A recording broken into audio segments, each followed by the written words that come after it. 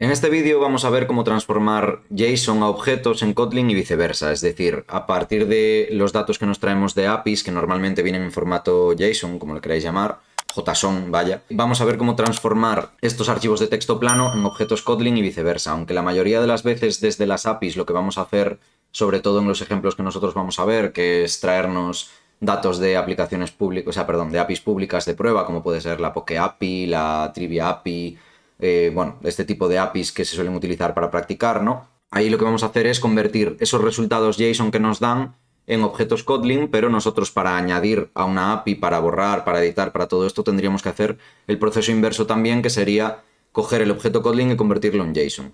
Este proceso, como tal, se suele denominar serialización, entonces lo que vamos a hacer es serializar y deserializar objetos.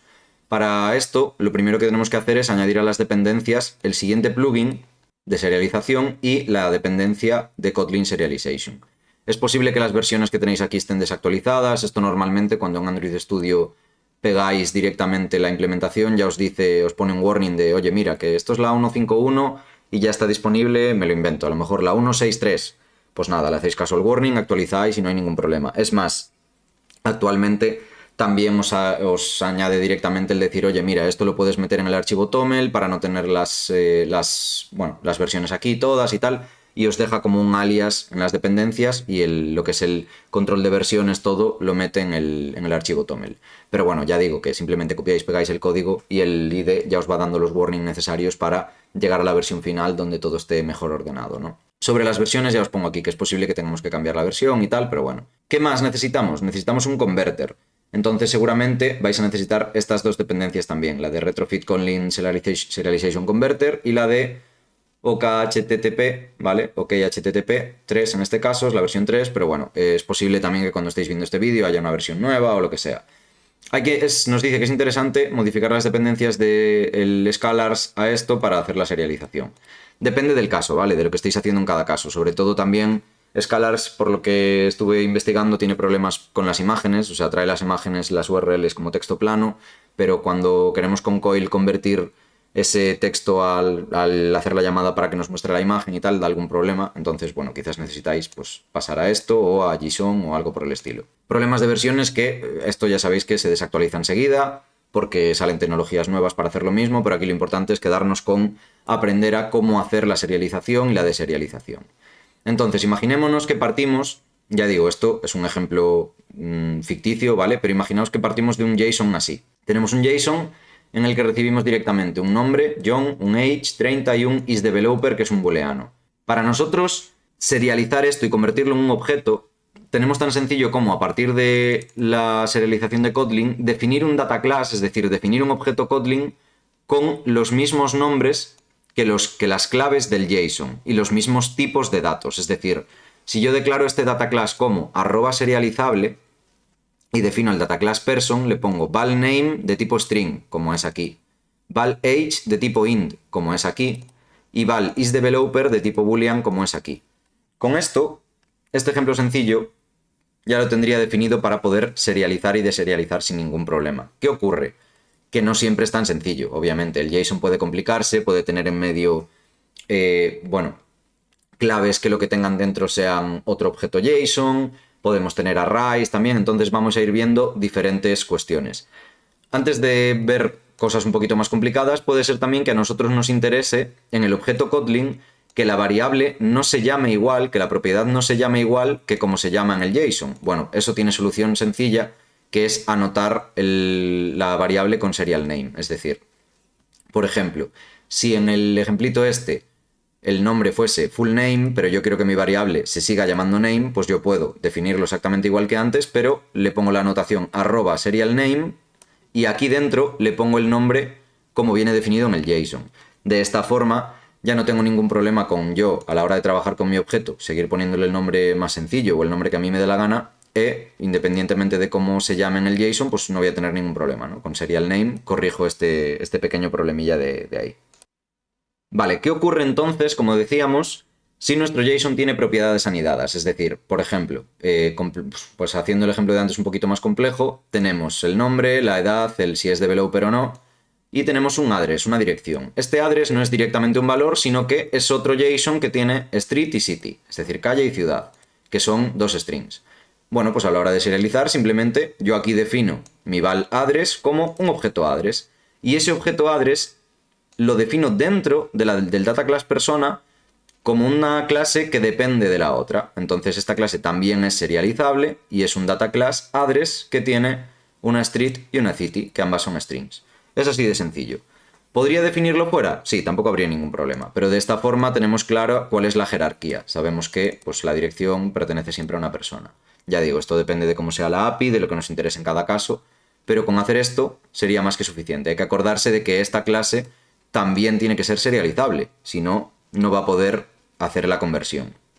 ¿Qué ocurre entonces cuando el JSON, en lugar de tener una propiedad anidada como tenemos aquí, tiene un array, por ejemplo, un array de skills, y tiene 3 skills en este caso, ¿no? Que son Java, Kotlin y Android. Ok, pues básicamente podemos coger y definir nuestras skills como una lista de skills. Esta es la solución más sencilla. Definimos una lista de objetos skill y el objeto skill de nuevo es un serializable que en este caso solo tiene un val name string. Si nuestro array, en lugar de tener solo un valor, tuviese varios, pues aquí dentro del serializable tendríamos que ponerle más atributos, más propiedades, básicamente. Ya os pongo aquí sobre los arrays en JSON y su representación en Kotlin. En Kotlin los arrays se representan como listas, por lo tanto, si un JSON tiene un array, podemos utilizar una lista para representar estos datos.